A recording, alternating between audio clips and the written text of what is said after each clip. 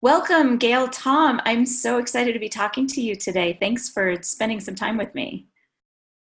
Thank you, Sarah. It's exciting to be here. So, I am the past president of Women's Leadership Network in Helena, and I'm so excited about our upcoming conference that Amber Johnson, our vice president, is putting on October 18th this year at the downtown Great Northern Hotel, the Best Western Hotel. And Gayle, you're going to be our keynote speaker. I'm really looking forward to being there with you all, and we have a topic that I think applies to everyone today and can make such a difference in all of our lives. It absolutely is. So, our conference topic is resilience and being able to be prepared to be resilient as opposed to rising up from the ashes and coming back from it, but also to actually be prepared because it's not if something's going to happen, it's when something's going to happen.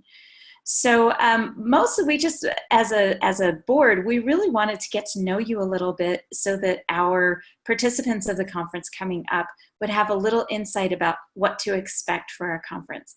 So Gayle, let's start with just a really basic understanding of who you are. Can you tell us something about yourself that most people wouldn't know about you? That's an easy one, Sarah.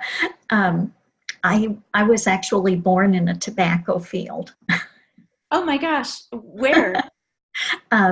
In southwest Missouri, down on the Oklahoma border. And my mother was out working in the tobacco field, picking those. I don't know if you've ever seen tobacco grow, but these ugly brown worms love tobacco plants. And so she was out there picking the worms off and putting them in her little bucket. And she laid down in the dirt, bless her heart, and gave birth to me. Oh my gosh. That is something that I wouldn't find on your bio. No. Wow, that's amazing. So do you have siblings? I do. She had given birth previously several times before me, thankfully, so it wasn't a shock completely to her. But my dad always enjoyed telling the story about working in another part of the field quite a ways away and hearing me cry for the first time and knowing that I had been born. Wow, so you have an especially deep connection to the earth. I do. Oh, that's terrific. Thank you for sharing that with us. It gives us a little context for who you are when you come to speak with us at the conference on October 18th. I wanted to ask you another question because this is about resilience, and the whole day is going to be spent really celebrating our thriving after difficult situations and struggle, and also preparing for those things. I would love to hear a story about a time when you went through something difficult and you had a moment where you realized, I'm not just going to survive today. I'm going to be okay and I'm going to thrive. And this is going to make a difference in my life and then the lives of others. You know, I've lived a long time, so I have several of those moments. But I will share a little bit about the one after I had worked at Ground Zero after the 9/11 terrorist attacks. That was probably one of the most traumatic experiences that I had had being there. I worked in the morgue the first week that I was there, and then went to the Victim Assistance Center after that. But it was a tough time, and we weren't very cognizant of resiliency at that point in time, and didn't take very good care of ourselves. We would work as many hours as we could and then go crash for a little while and sleep, and then get back up way too quickly and go back again. And I wondered during the course of that time, you know, am I making a difference? Is this really worthwhile? And then you start seeing some of the difference that you're able to make in other people's lives and help them with resources that they desperately need at that moment in time, even if it's just a bit of information about their loved one. And by the time that I was ready to go home, I realized, as desperately as I needed to go home and be with my family and recharge myself, I hated to leave because I knew it was important work and it was making a difference in people's lives. So that was nice to realize that on the flight home, that, okay, I was supposed to be here and it did make a difference. I'd like to dig into that a little bit. You're on your flight home. Were you crying? I mean, clearly you had some emotional connection to where you were at that moment. Were you crying? I was actually, and I surprised myself that I was, because I knew I needed to go home. I knew I needed a break away, and I knew my family needed me to know, to see me and know that I was okay. Was there But a I trigger? hated to leave. Right. So you're sitting on the plane and you're grieving. You're Hmm. grieving for leaving. You're grieving for the people that you want to continue to help.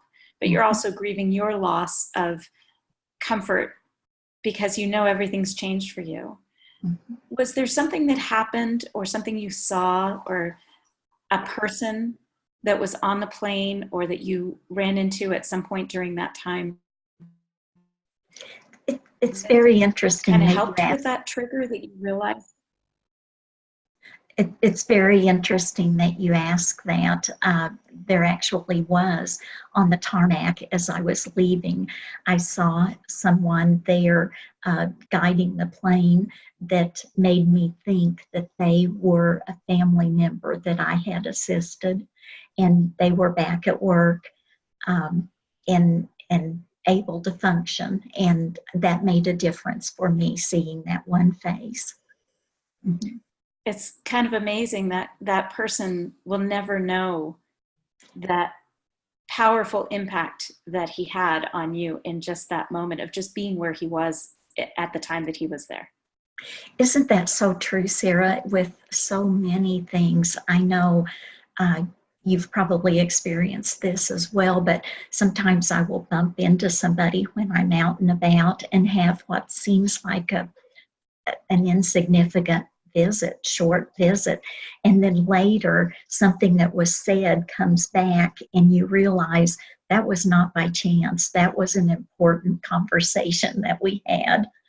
Yes, absolutely. I don't believe in coincidence. And I think it's important to take that time to consider what that impact might have been.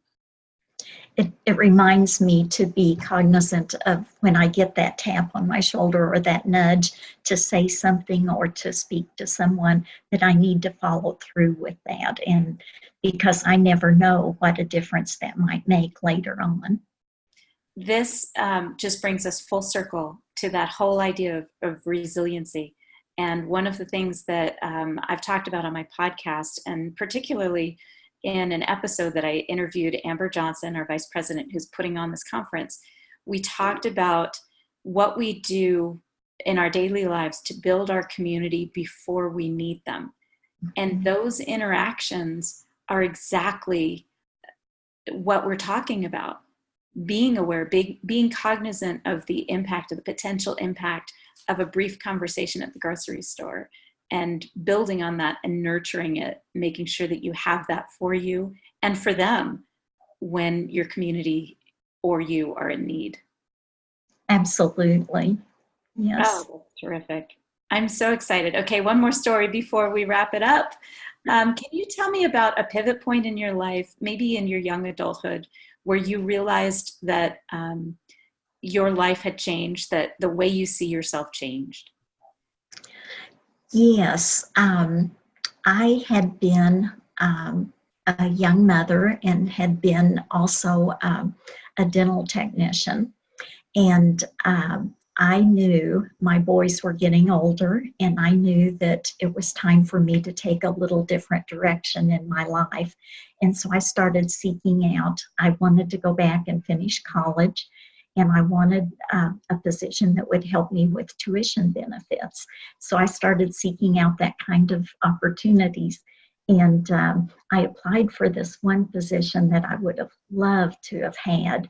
And I really thought that maybe I was supposed to do that. They had two openings. It was with a criminal intelligence agency, and they had two openings, and guess what? I came in third out of a couple of hundred applicants. And so I thought, okay, I was wrong. It wasn't supposed to be mine. And then a couple of months later, I got the phone call saying our number one applicant failed their background investigation. And so during that 2 months' time, it had given me the opportunity to really reflect and ask myself, what do I really want to do? Where do I want to go forward from here? And then when I got that phone call, I was like, yes, I am supposed to do this. And so it worked out. So that was the beginning of your journey with, was that the FBI? No, that was not actually the FBI. I worked criminal intelligence for 12 years before I went to the FBI, but that was a federal position. Okay, so you got your foot in the door. I did. You're exactly right. Oh my gosh, you just knew. Isn't that funny?